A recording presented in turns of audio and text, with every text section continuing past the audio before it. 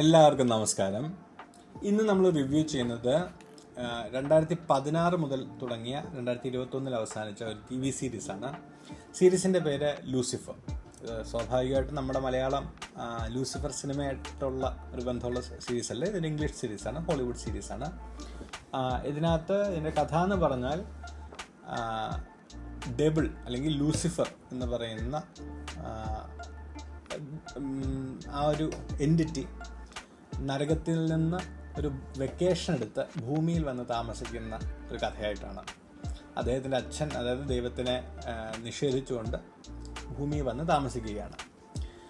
അപ്പം ആ ലൂസിഫറായിട്ട് എത്തുന്നത് ടോം എല്ലസ് എന്ന് പറയുന്ന നടനാണ്. ലൂസിഫർ മോർണിംഗ് സ്റ്റാർ ആയിട്ടാണ്. അദ്ദേഹത്തിൻ്റെ ഓൾട്ടർ ഈഗോ, ഭൂമിയിലുള്ള അദ്ദേഹത്തിൻ്റെ പേര് ലൂസിഫർ മോർണിംഗ് സ്റ്റാർ എന്നാണ്. അദ്ദേഹം ഒരു ക്ലബ്ബ് നടത്തുവാണ് ലോസ് ഏഞ്ചലസിൽ. അദ്ദേഹത്തിൻ്റെ ആ ക്ലബ്ബ് കൂടെ നടത്താൻ കുറേ ഡീമൺസ്, കുറേ രാക്ഷസന്മാരെന്നോ ഒക്കെ പറയാവുന്ന, അല്ലെങ്കിൽ ചെകുത്താന്മാരായിട്ടുള്ള ആൾക്കാരുണ്ട്. അവരെല്ലാം അദ്ദേഹത്തിനെ സപ്പോർട്ട് ചെയ്യുന്നവരാണ്. കുറേ കഥാപാത്രങ്ങളുണ്ട്. അദ്ദേഹത്തിൻ്റെ സഹോദരനായിട്ടൊരു മാലാഖയായിട്ട് വരുന്നൊരു ആക്ടറുണ്ട്. അദ്ദേഹം ബേസിക്കലി ഈ ലൂസിഫറിനെ തിരിച്ച് നരകത്തിലേക്ക് അല്ലെങ്കിൽ സ്വർഗത്തിലേക്ക് തിരിച്ചു കൊണ്ടുപോകാൻ വേണ്ടി ശ്രമിക്കുന്ന ഒരു സഹോദരനാണ്. അദ്ദേഹത്തിൻ്റെ അച്ഛൻ, അതായത് ദൈവത്തിൻ്റെ ആഗ്രഹപ്രകാരം. അപ്പോൾ ഇതാണ് ബേസിക് പ്രമിസ്. ഇതിപ്പോൾ സ്പോയിലറൊന്നുമല്ല. ഫസ്റ്റ് എപ്പിസോഡിൻ്റെ തുടക്കത്തിൽ തന്നെ എഴുതി കാണിക്കുന്നതാണ് ഇതെല്ലാം.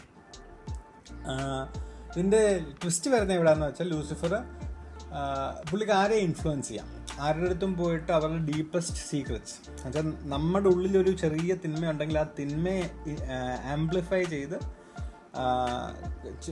ആ ഒരു തിന്മ പുറത്തു കൊണ്ടുവരാൻ ലൂസിഫറിന് കഴിയും. അതാണ് ഈ ലൂസിഫറിൻ്റെ ഒരു പ്രധാന കഴിവ്. അപ്പം അങ്ങനെയുള്ള ലൂസിഫറിന് ഒരു വ്യക്തിയെ മാത്രം അവരുടെ അടുത്ത് ഒരു ഇൻഫ്ലുവൻസും പറ്റുന്നില്ല, ഒരു സ്ത്രീയുടെ അടുത്ത്. അത് ഡിറ്റക്റ്റീവായിട്ടുള്ള ഒരു ക്ലോയി ഡെക്കർ എന്ന് പറയുന്ന സ്ത്രീയാണ്. അവരെ പോർട്രേ ചെയ്തിരിക്കുന്നത് ലോറൻ ജെർമൻ എന്ന് പറയുന്ന നടിയാണ്.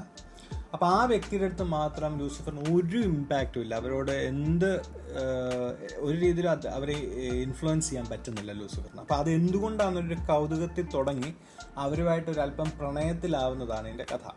ചെകുത്താൻ പ്രണയത്തിലായാൽ എന്ത് സംഭവിക്കുമെന്ന് ഒരു ഐഡിയ. പക്ഷേ അങ്ങനെ നമ്മൾ പറയുമ്പോൾ കുറച്ച് ഡാർക്കായിട്ട് ഭയങ്കര ഒരു ചെകുത്താനെ പറ്റിയൊക്കെ സംസാരിക്കുക, അല്ലെങ്കിൽ ലൂസിഫർ ഡെവിളിനെ പറ്റിയൊക്കെ സംസാരിക്കുമ്പോൾ അത് വളരെ ഡാർക്കും വളരെ ക്രൂരമായിട്ടുള്ള എന്തെങ്കിലും ആയിരിക്കണമെന്നാണ് വരുന്നത്. പക്ഷെ സത്യത്തിൽ അങ്ങനെയല്ല പോർട്രേ ചെയ്തേക്കുന്നത്. ഇത് ആക്ച്വലി വളരെ അത്യാവശ്യം നല്ലോണം കോമഡിയുള്ള ഫൺ ഒരു സീരീസാണ്. ഓഫ് കോഴ്സ് ഡാർക്ക് തീംസ് ഉണ്ട്, പക്ഷേ ഓവറോൾ ഫൺ ആയിട്ടുള്ളൊരു സീരീസാണ്. ഇതിനകത്ത് പ്രധാനപ്പെട്ട ഒരു കാര്യം ഇവരെപ്പോഴും ശ്രദ്ധിക്കുന്നത്, അല്ലെങ്കിൽ അത് എപ്പോഴും അത് എംഫസൈസ് ചെയ്യുന്നത്, Lucifer is a misunderstood soul എന്നാണ്.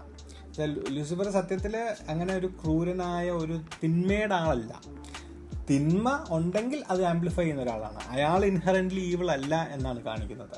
ഈവിൾ ഉള്ളവരെ ഇൻഫ്ലുവൻസ് ചെയ്യുന്നു എന്നതാണ് അദ്ദേഹത്തിൻ്റെ ഒരു ട്രെയ്റ്റായിട്ട് ഇതിനകത്ത് കാണിക്കുന്നത്. അതെനിക്ക് ഭയങ്കരമായിട്ട് ഇഷ്ടപ്പെട്ടു. ആ ഒരു പേഴ്സ്പെക്റ്റീവ് ശരിക്കും നമ്മളിതൊരു ഡെബിളിന് അങ്ങനെ കാണിച്ചില്ല. ഒരു മിസ്അണ്ടർസ്റ്റുഡ് ബീയിങ് എന്നാണ് കാണിക്കുന്നത്. എല്ലാവരും ഇതിനകത്ത് പലർക്കും ഡെബിളാണെന്ന് അദ്ദേഹം റിയലൈസ് ചെയ്യുമ്പോൾ അദ്ദേഹത്തിനോട് ഭയങ്കര ഭയമോ ദേഷ്യമോ ഒക്കെയാണ്. പക്ഷെ അദ്ദേഹം പറയുന്നത്, ഞാൻ ഡെബിൾ ആയതുകൊണ്ട് മാത്രം എന്നെ അങ്ങനെ ദേഷ്യപ്പെടുകയോ ഭയപ്പെടുകയോ ചെയ്യുന്നത് ശരിയല്ലല്ലോ, എൻ്റെ പ്രവൃത്തിയിലല്ലേ നിങ്ങൾക്ക് ദേഷ്യമോ ഭയമോ ഒക്കെ വരേണ്ടത് എന്നൊക്കെ ഇത് ചെയ്യുന്നുണ്ട്. ഫസ്റ്റ് സീസൺ മോസ്റ്റ്ലി ഒത്തിരി ഒരു ഈ മെയിൻ സ്റ്റോറിയുടെ ഒരു കുറച്ച് ഭാഗമേ ഫസ്റ്റ് സീസൺ എക്സ്പ്ലോർ ചെയ്യുന്നുള്ളൂ. സീസൺ ഒരു ഓവറോൾ ആർച്ചുണ്ട്, അതൊന്നും ഞാൻ ഇവിടെ ഡിസ്കസ് ചെയ്യുന്നില്ല. കാരണം അത് കണ്ടില്ലെങ്കിലും കുഴപ്പമില്ല. ഇതൊരു പ്രൊസീജറൽ രീതിയിലാണ് എടുത്തിരിക്കുന്നത്. എന്ന് വെച്ചാൽ ഒരു എപ്പിസോഡ് നമ്മളിപ്പം വേറെ എപ്പിസോഡ് കാണാതെ ഒരു എപ്പിസോഡ് കണ്ടാലും മനസ്സിലാവും. അത് ബാക്കിയുള്ളതും കൂടെ കണ്ടാൽ അത്രയും നല്ലത് എന്നേ ഉള്ളൂ.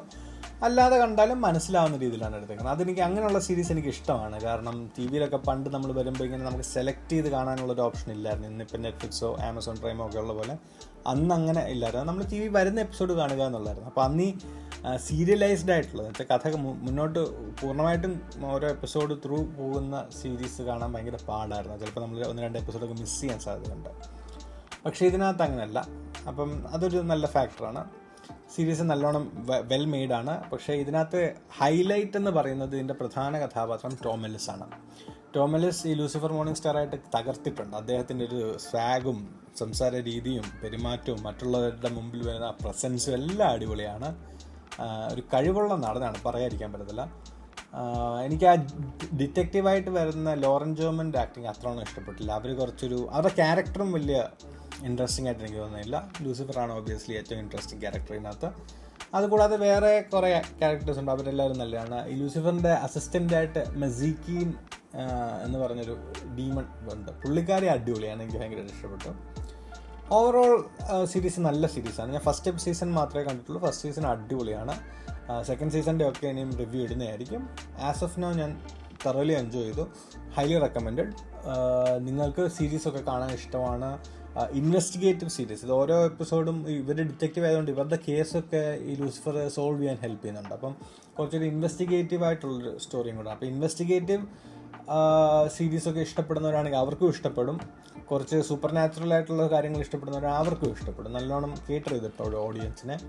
അപ്പോൾ എന്തായാലും നിങ്ങൾക്ക് അങ്ങനത്തെ സീരീസൊക്കെ ഇഷ്ടമാണെങ്കിൽ തീർച്ചയായിട്ടും കാണുക. പറഞ്ഞതുപോലെ ഓവറോൾ നല്ല സീരീസാണ്. എന്തായാലും റിവ്യൂ കേട്ടതിന് ഒത്തിരി സന്തോഷം, ഇത്രയും സപ്പോർട്ട് ചെയ്യുന്നതിന് ഒത്തിരി സന്തോഷം.